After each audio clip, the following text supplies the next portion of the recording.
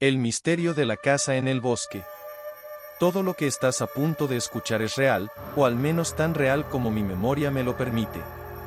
Lo viví hace varios años, y a pesar del tiempo transcurrido, cada detalle sigue grabado en mi mente como si hubiese ocurrido ayer. Es una historia que a veces me cuesta contar, porque, a decir verdad, ni yo mismo logro entender lo que pasó. No busco convencerte de nada, pero si decides quedarte hasta el final, prepárate, porque esta experiencia podría cambiar la forma en que ves el mundo. Todo comenzó cuando mi primo Diego y yo decidimos pasar un fin de semana en una vieja casa que pertenecía a nuestra familia. Estaba ubicada en medio de un bosque, a unas 2 horas de la ciudad. Mi abuelo había construido esa casa a mediados del siglo pasado, pero desde que él murió, nadie más en la familia quiso volver a ese lugar. Siempre había rumores sobre cosas extrañas que sucedían allí, pero Diego y yo no les prestamos atención. Para nosotros, era solo una aventura. Llegamos al lugar un viernes por la tarde. La casa estaba cubierta de maleza y lucía abandonada, pero aún conservaba ese aire acogedor que recordaba de mi infancia. Entramos con algo de dificultad, porque la puerta principal estaba hinchada por la humedad. El interior estaba lleno de polvo y telarañas, pero nada que no pudiéramos limpiar rápidamente. Diego y yo nos reíamos mientras recordábamos las historias de miedo que nuestros tíos contaban sobre ese lugar. Mientras limpiábamos, encontré un viejo retrato de mi abuelo colgado en la pared. Tenía una expresión seria, y sus ojos parecían seguirte a donde quiera que fueras. Aunque intenté ignorarlo, esa imagen me acompañó durante todo el fin de semana. A medida que la noche caía, encendimos una pequeña fogata en la chimenea y nos sentamos a hablar. Fue entonces cuando Diego mencionó algo que me puso los pelos de punta. Dijo que había escuchado que mi abuelo solía hablar con alguien en esa casa, alguien que nadie más podía ver. Era un amigo imaginario, según mi familia, pero mi abuelo insistía en que era real. La historia me hizo reír, aunque debo admitir que también me incomodó. La primera noche fue relativamente tranquila. Nos acostamos temprano, pero algo me despertó alrededor de las 3 de la madrugada. Fue un ruido suave, como si algo se deslizara por el suelo. Pensé que sería un ratón o algún animal pequeño, así que intenté ignorarlo y volver a dormir. Sin embargo, el ruido continuó. Era constante y parecía acercarse a mi cama. Encendí mi linterna y apunté hacia el suelo, pero no había nada. Me dije a mí mismo que estaba imaginando cosas y traté de tranquilizarme. Antes de dormirme, noté algo extraño en la pared opuesta, un conjunto de marcas, como si fueran arañazos profundos, que no había visto antes. Al día siguiente, Diego mencionó que había tenido una pesadilla. Soñó que alguien lo observaba desde la esquina de la habitación, pero cuando intentó acercarse, esa figura se desvaneció. Me reí y le dije que seguramente había sido su mente jugándole una mala pasada. Pero en el fondo, no podía dejar de pensar en el ruido que había escuchado durante la noche. Además, no quise mencionarle las marcas que había encontrado, pero algo dentro de mí me decía que no estaban allí por casualidad. Esa tarde decidimos explorar los alrededores. El bosque era denso y estaba lleno de árboles enormes que bloqueaban gran parte de la luz solar. Encontramos un viejo pozo cubierto con una tapa de madera, pero lo que realmente llamó nuestra atención fue una pequeña cabaña que no recordaba haber visto antes. Estaba en ruinas, con las ventanas rotas y la puerta entreabierta.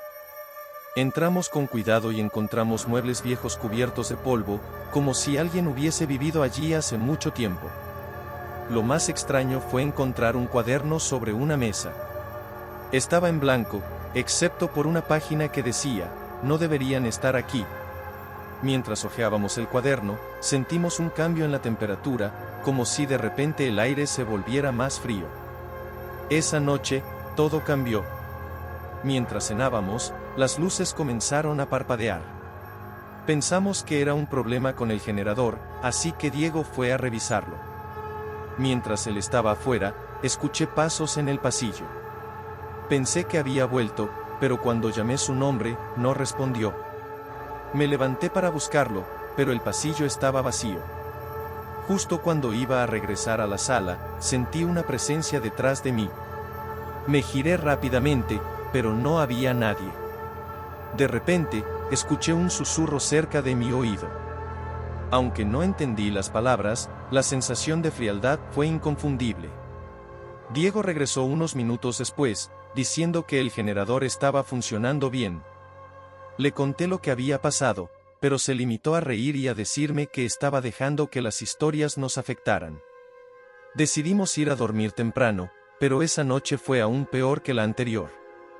Me desperté de nuevo a las 3 de la madrugada, esta vez por un ruido mucho más fuerte. Era como si algo golpeara las paredes de la casa. Diego también despertó y ambos salimos de nuestras habitaciones para investigar. No encontramos nada, pero el ambiente era pesado, como si algo o alguien nos estuviera observando. Al regresar a mi habitación, noté que las marcas en la pared parecían haber cambiado. Había nuevos arañazos, como si alguien los hubiera hecho esa noche. Para despejar nuestras mentes, al día siguiente decidimos explorar una parte del bosque más lejana de la casa.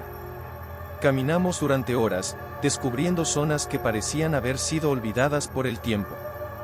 Encontramos viejas herramientas oxidadas, como si alguien hubiera trabajado la tierra hace décadas.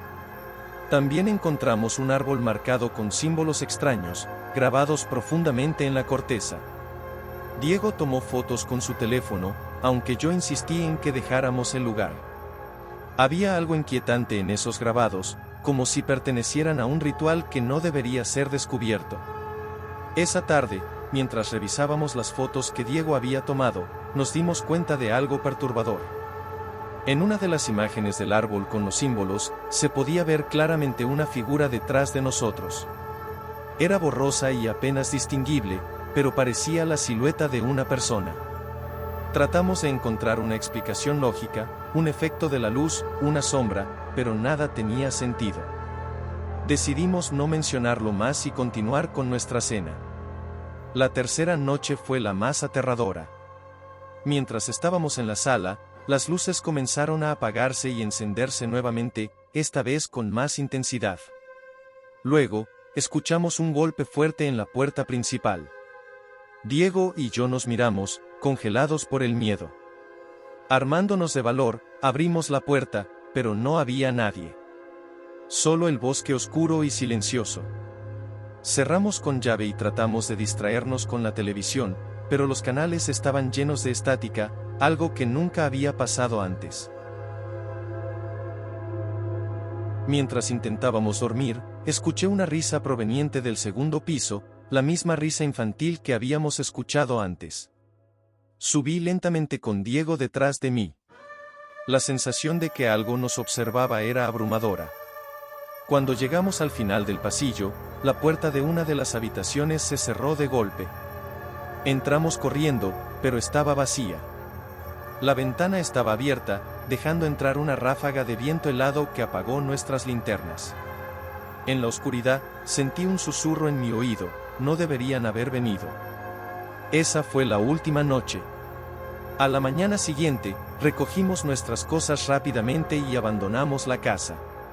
Regresamos a la ciudad sin mirar atrás, dejando todo como estaba. Desde entonces, nadie en la familia ha vuelto a poner un pie en ese lugar. A veces me pregunto qué habría pasado si hubiéramos permanecido una noche más, pero prefiero no saberlo. Esa experiencia cambió mi vida para siempre, y aunque nunca encontré una explicación racional, sé que fue real. Y sé que nunca volveré a ese lugar.